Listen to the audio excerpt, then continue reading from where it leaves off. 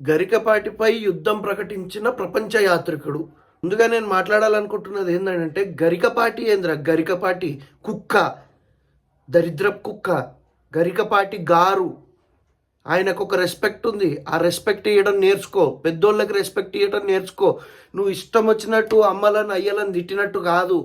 ఎవరిని తిడుతున్నావు, ఎవరి గురించి మాట్లాడుతున్నావు అనేది అర్థం చేసుకో. కుక్క, నీతి మాలిన కుక్క. నువ్వు ఇండియాలో పుట్టి ఇండియన్ పాస్పోర్ట్ తీసుకొని ప్రపంచాలు తిరుగుతున్నావు. అట్లాంటిది నువ్వు ఇండియాని అంటావు ఇష్టం వచ్చినట్టు. మన పురాణాలను కిచ్చపరుస్తావు, భగవద్గీత పట్టుకొని తిరుగుతావు. కానీ భగవద్గీత చదివినవా లేదా అనేది నీకే తెలియాలి. ఆ భగవద్గీతని ఇన్ని ఎపిసోడ్లు చేసినావు, అట్లా ఏం నేర్చుకున్నావు, ఏం తెలుసుకున్నావు అనేది నీకు తెలియాలి.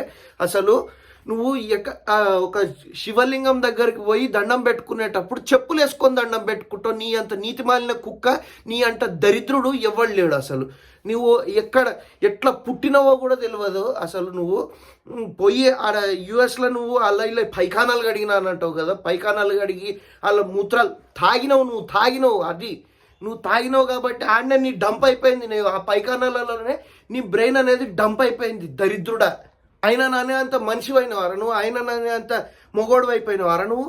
అసలు ఆకాశం మీదకి కోపంతో నుంచితే అది వచ్చి నీ నోట్లోనే పడుతుందిరా. నీ నోట్లో పడుతుంది అది.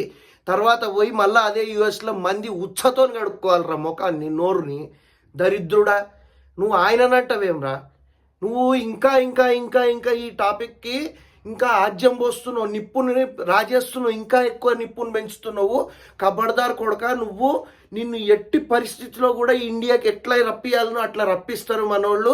సజ్జనార్ సార్ గారు కూడా దీని మీద ఆయన ఇది హ్యాండిల్ చేద్దాం అనుకుంటున్నారని నేను చూస్తున్న కొన్ని థంబ్నెయిల్స్ చూస్తున్నా, కొన్ని వింటున్నా. కాకపోతే అది నిజమో కాదో నాకు తెలీదు. కాకపోతే మనం అందరం కలిసి వీడి మీద బాయ్కాట్ అని చెప్పేసి హ్యాష్ ట్యాగ్ క్రియేట్ చేసి మనం ఈ విషయాన్ని ఆయన దాకెళ్ళి ఆయన టేక్ ఓవర్ చేసి వాడిని పిలిపించి వాడిని కింద మీద మొత్తం బట్టలు కూడా దోసి కొడుకుని టాయిలెట్లు పైఖానాలు ఈడ కడిగిపించి వాడిని కుక్కను కొట్టినట్టు కొట్టి నా కొడుకుని చంపేయాలి.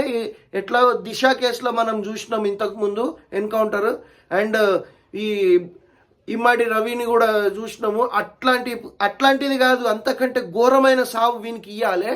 ఎట్లాంటి సావు ఇవ్వాలనంటే ప్రతి ఒక్కరు నేర్చుకోవాలి. మన హిందూ ధర్మాన్ని కించపరిచినోడు ఎవడైతే ఉంటాడో వానికి ఇదొక లెసన్ లాగా చూపించాలి. అండ్ ఈ వీడియోని ఎంతవరకు తీసుకెళ్తారో అంతవరకు తీసుకెళ్ళండి. ఇప్పటి వరకు వీడియో చూసుంటే మీరు మాత్రం చెప్తున్నా, మీ వాళ్ళకి అందరికీ ఈ వీడియోని షేర్ చేయండి. అండ్ ఎంత కుదిరితే అంతవరకు రీచ్ తీసుకురండి. ఈ నా కొడుకుని మాత్రం అస్సలు వదలకూడదు మనము. ఈ నా కొడుకును వదిలినామనంటే వీడు ఇంకా చెలరేగిపోతాడు. ఇప్పటికి కూడా వీనికి పశ్చాత్తాపం అనేది కనిపిస్తలేదు. వీని ఐడియాలజీ వీంది ఏంది, వీడు మనిషి ఎట్లాంటి మనిషి అనేది అసలు ఏమి అర్థమవుతలేదు అన్నట్టు. సో వీడిని ఇంకా ఇక్కడితోని ఆపేయాలి. లేదంటే వీడు ఇంకా ఇష్టం వచ్చినట్టు మాట్లాడతాడు, ఇష్టం వచ్చినట్టు అందరిని క్రిటిసైజ్ చేస్తాడు, అందరి గురించి మాట్లాడతాడు.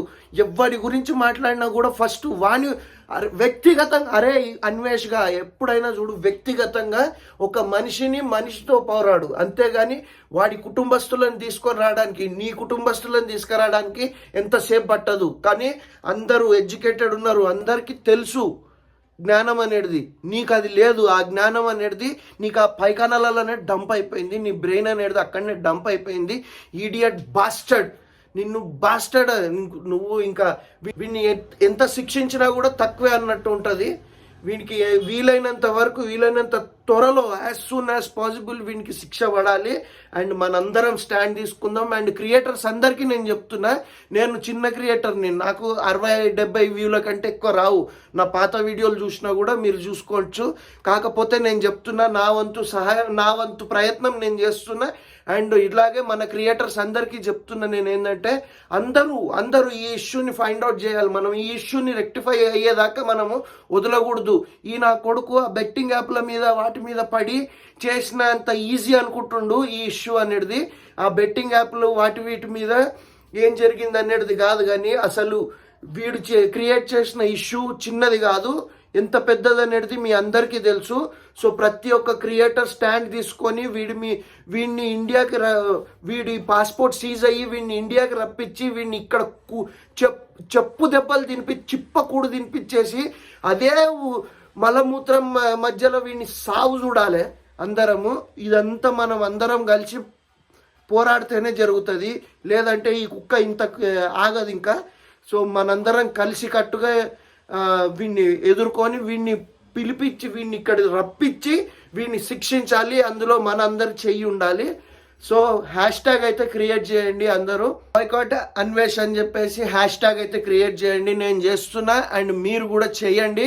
అందరూ క్రియేట్ చేసి వీడిని ఎంతవరకు అయితే అంతవరకు ఇది గవర్నమెంట్ దాకా తీసుకెళ్ళాలి మనము. ఈ ఇష్యూ చిన్నది కాదు, ఇది చాలా పెద్దది.